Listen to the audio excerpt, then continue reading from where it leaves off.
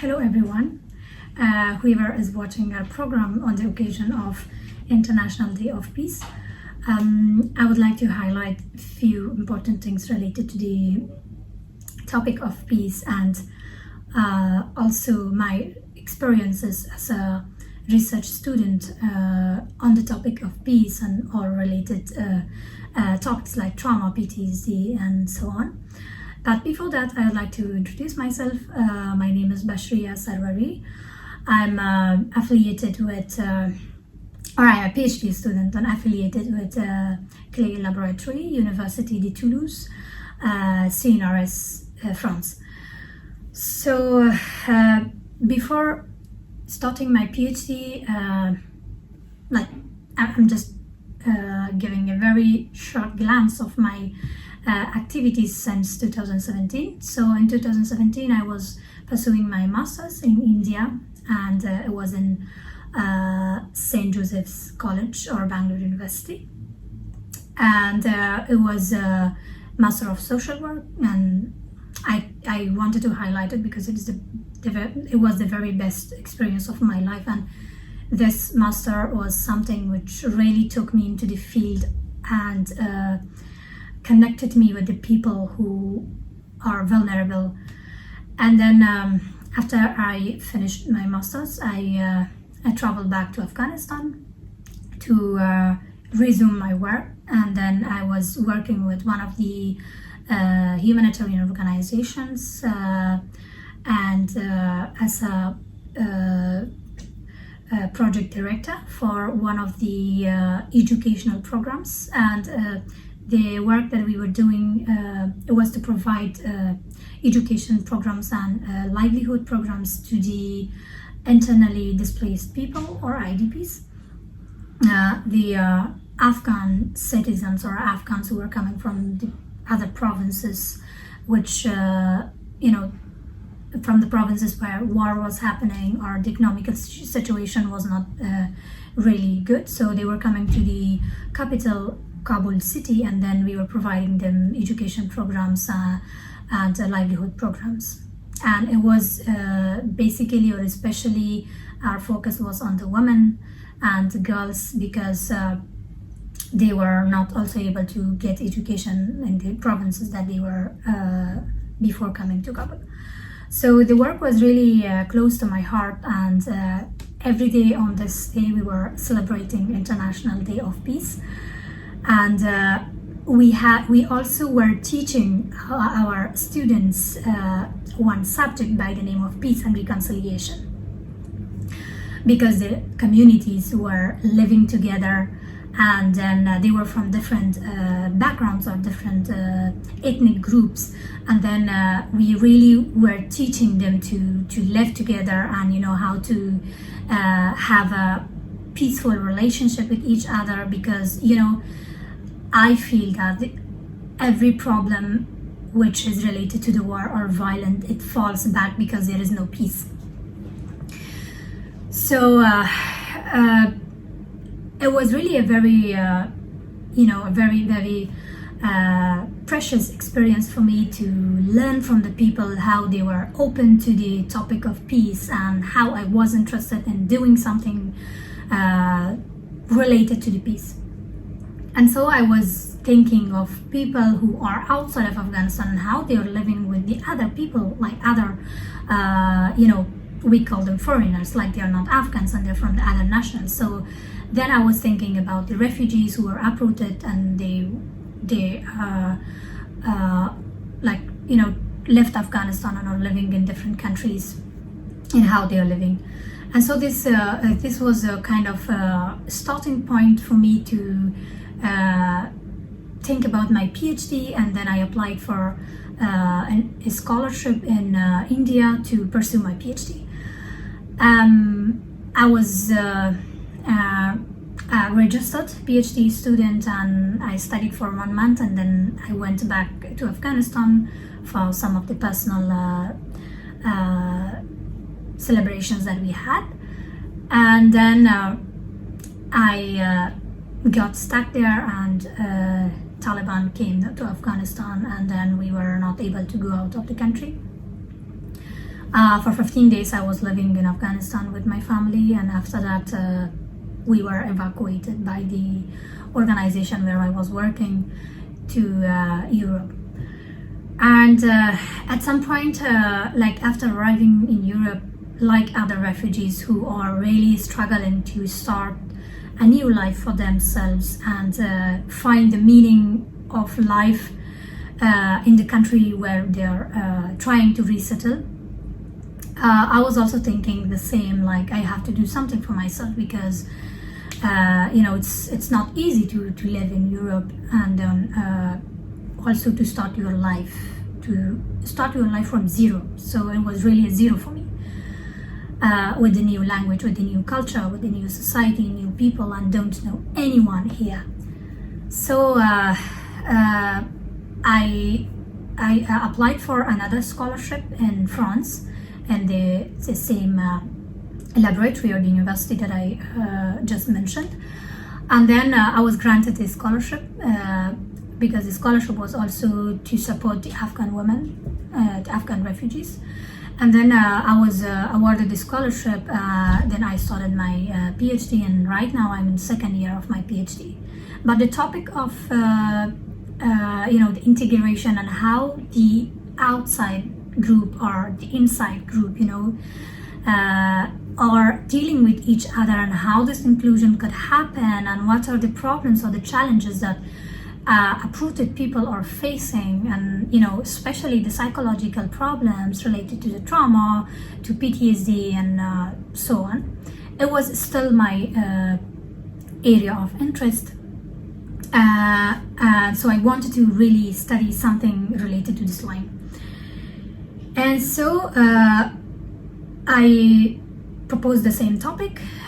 So right now I'm working on the same topic as impact of violence and forcedness on the integration of Afghan refugees. And basically within this topic I'm dealing with different factors which affect the integration, and one of them are psychological discomforts or psychological challenges and PTSD and trauma. So this study is proposed to be conducted with Afghan nationals. The reason is because I am comfortable with the language to speak with them, and at the same time to just fulfill the requirements. So I had to, because I had less time, to just focus on Afghan refugees. But I feel the work can be replicated with any other refugee, because for me it doesn't really matter who comes from where, but it really matters how to deal with the topic, because it's really important, and how different people from different countries are responding to the research that I'm doing. So in the future I'm planning to replicate my work with the other refugees, but right now this is with the Afghan refugees. And then the location or geographical location is not yet defined, particularly defined. I'm just in the initial stage of my work. And then just to talk about the resettlement process, which is when we talk about the resettlement process, or the when people are coming and they're just trying to start their life, the concept or the topic of integration is really a big question. And then in the same area it comes like different other factors, like the psychological challenges or the problems that I was just mentioning. So as we know that the integration is a multifaceted process, so it cannot be done just by the refugee side. So it involves the law, it involves the host community, it involves the language, and there are many factors which are contributing to this topic. And I feel like that while talking about the integration and the topic of PTSD and trauma, it's something which is understudied among Afghan refugees. And not just among Afghan refugees, but even among Afghans who are in Afghanistan or inside Afghanistan. Right now, in this critical moment, I know that it's much more different than any other time in Afghanistan, because people are really dealing with, struggling with life, can't say dealing, because they're just struggling with life. They're struggling to find themselves. There is no hope in in living, because they have lost their jobs, they have lost their family members, they have lost their houses and kind of like everything, and some of them even have lost their identities as Afghans. It's a very big question, and it's a very big topic to talk about it, and I think we would need another video to talk about how identity challenges or identity challenges are raised just in this moment, and how it's traumatizing for the people who are living inside Afghanistan. So I think it's as I just mentioned, that it's very very much understudied, and we really need to talk about some things and study such topics, because when I was doing my literature review, I realized that there are just few authors or researchers who are focusing or studying such topics with Afghan refugees in different countries, like in UK, in Canada, in US, and some of the European countries. But it's not really being given importance to study this topic of integration and the psychological challenges that Afghan refugees are facing after being uprooted. And so there was the time when I was thinking, because I was a refugee and this was something which was a living experience for me, and I really wanted to study this, because never really, no one asked me that, what are your problems or what are your challenges, that you are facing, and then what could be done in this area, and many more questions which we need to ask from a refugee and give importance for them and include them in the society. It was never done, and I did not even feel anything after living almost 2 years in Europe. So that's why I was feeling that if I don't take initiative and I don't stand for my rights, or I talk about myself, no one may be even bothered to ask me what's happening in your life, or how can be, how can it be better, or how you can have a good life, a better life. And so that was the point when I decided about studying the topic, and so I proposed the topic for my supervisor, or the center or the laboratory I'm doing my research. So right now I'm working on the same topic. So being a war survivor researcher and researching a related topic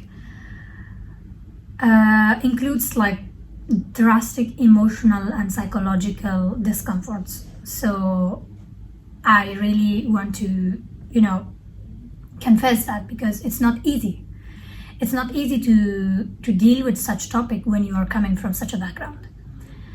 And then for me also, personally, it was really difficult to go through different data collection processes and interview people, and listen to the same challenges that they were facing as I was facing, or as I am facing as a refugee. It wasn't really easy, and it's not easy still. So I think my position as a researcher,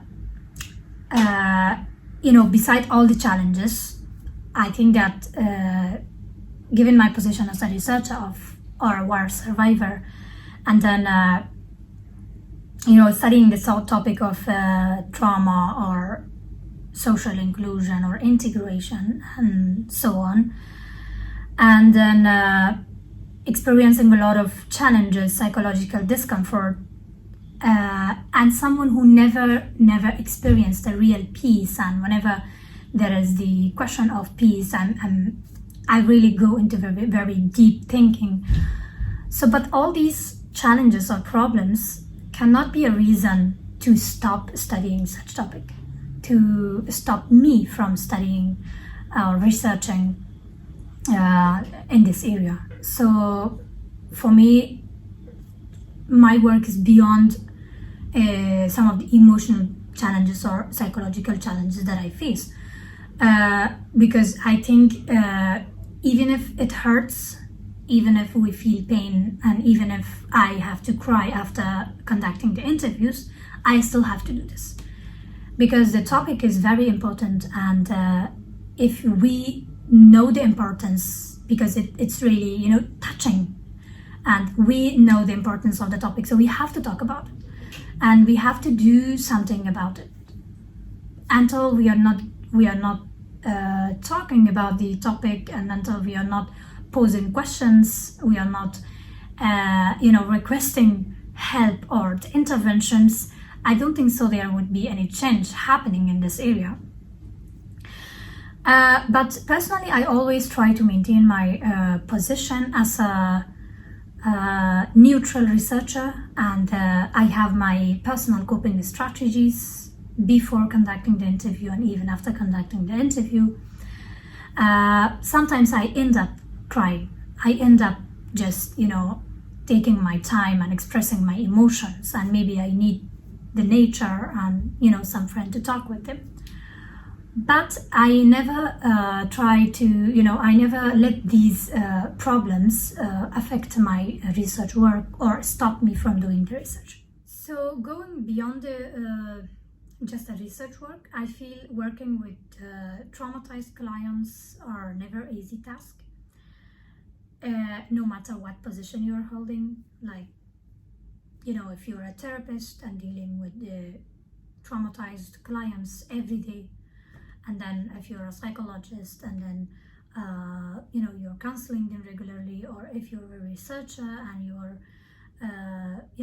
dealing with them through interviews or some data collections occasionally, it can always be traumatizing. In any case, it can always be traumatizing, and then soon from the moment that you start interacting with them, you will get affected, especially if you were experiencing trauma. So it always gives you flashbacks. This is what happened to me. So it always gives you flashbacks, and then the memories, discomfortable memories, you will always feel them inside your heart. So I also experienced the same indirect trauma as a researcher, and at some point I was really going into the experiences of the refugees when they were explaining about their situation, and to come back from that moment, it wasn't easy. I always had to be very I won't call it strong, because anyway we all are strong, but I always had to remember that who I am and why I am doing this work. And just, we can't keep aside our emotional feelings, but I was always feeling that I have to be neutral and just focus on the work. And then after the interview, I was taking my time to express my emotions in different spots of the city where I was doing the interview, and then or walking. So to just, take a small or a big pause from what I was doing. And even 1 month later, when I was dealing with the interviews, I was still recalling whatever the participants were explaining to me. So, and even sometimes when I was during the night when I was sleeping, I was remembering the same thing, and then thinking in that line, I was always just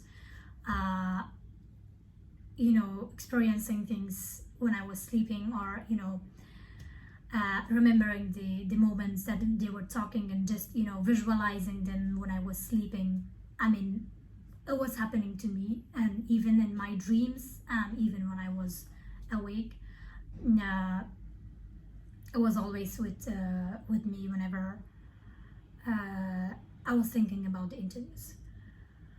So that's why I feel like we as researchers or as whoever practitioners working in the field and whoever we are working in the front line or dealing with the traumatized clients, in any position that we are, it's not easy. And especially when you or we have experienced the trauma, the same trauma, it's not easy. It's never easy.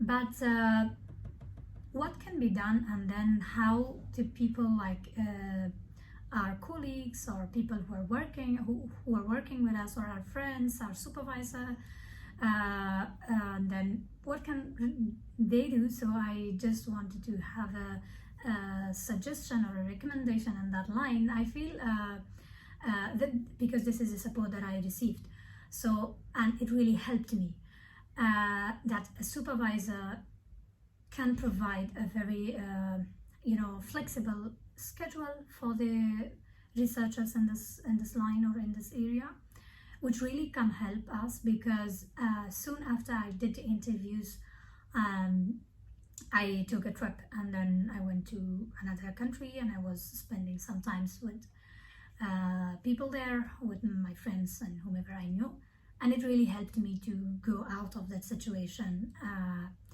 and deal with the emotional problems or the emotional challenge that I was facing. So this was kind of like proposed, and it's always being proposed from my supervisor's side, and I feel it really helped. For me, it really helped, and so that's why I recommend and I propose, if the supervisors or the colleagues can help the researchers who are working in this area with a flexible schedule, and also with a peer support, to do not leave them alone in that situation, or to deal with their interviews or with their data collection or with their research specifically. They can be provided peer support, and then it really can help, because sometimes when there are two people working on the same topic, they can exchange their ideas, they can just take a coffee break, and it really helps. And then they can also request or give a space to the person to talk about the experiences of dealing with the clients or with the refugees in that line, and then to really speak out their heart and their emotions. If they want to cry, they can cry, because we really need someone. So at some point we need someone to listen to us, and when we experience such thing, it really helps us when we receive such support from our colleagues' side or from our supervisor's side to speak about our experiences, and it really helps. So for me, what I do always, I do speak, and because I have the space, so I do speak about my experiences, and I do express my emotions, and it really helps. So this is from my experiences, and so that's why I recommended that it could be helpful if the researchers from this area could be provided with these types of supports. Thank you, and thank you so much from Alma for giving this beautiful opportunity in this forum to talk about this very important topic, and have a nice time. Bye bye.